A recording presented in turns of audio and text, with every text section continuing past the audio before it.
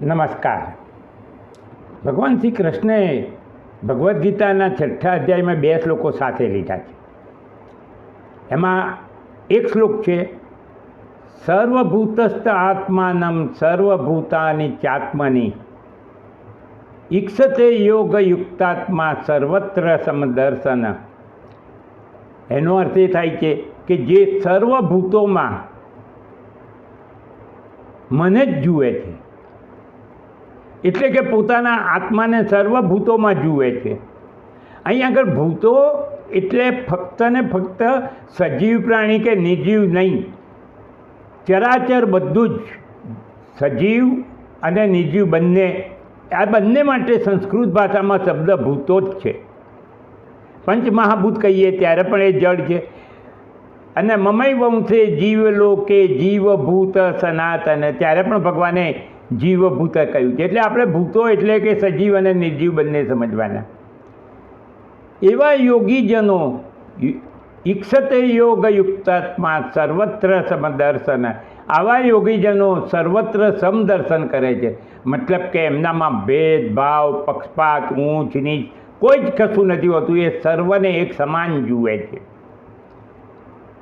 અને પછી એની પછીની તરત જ બીજો શ્લોક છે, યો મમ પશ્યતિ સર્વત્ર સર્વમ ચ મયि પશ્યતિ તસ્યાહમ ન પ્રણશ્યામિ સચ મે ન પ્રણશ્યતિ.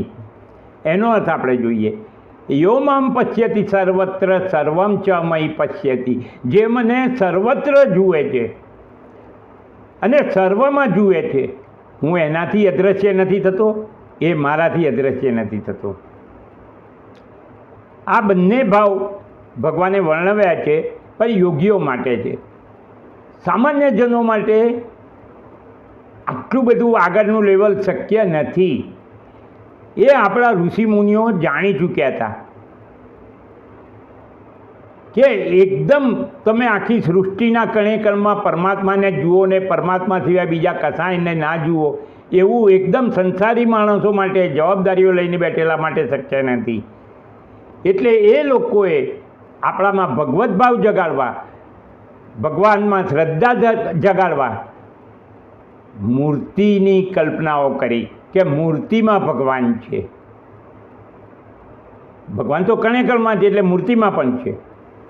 એટલે મૂર્તિ પૂજાની આવશ્યકતા જણાઈ. જો તમને આ વિષયમાં વધુ વિસ્તારપૂર્વક સાંભળવું હોય તો મારી ભગવદ્ ગીતા જીવન મુક્તિનો માર્ગ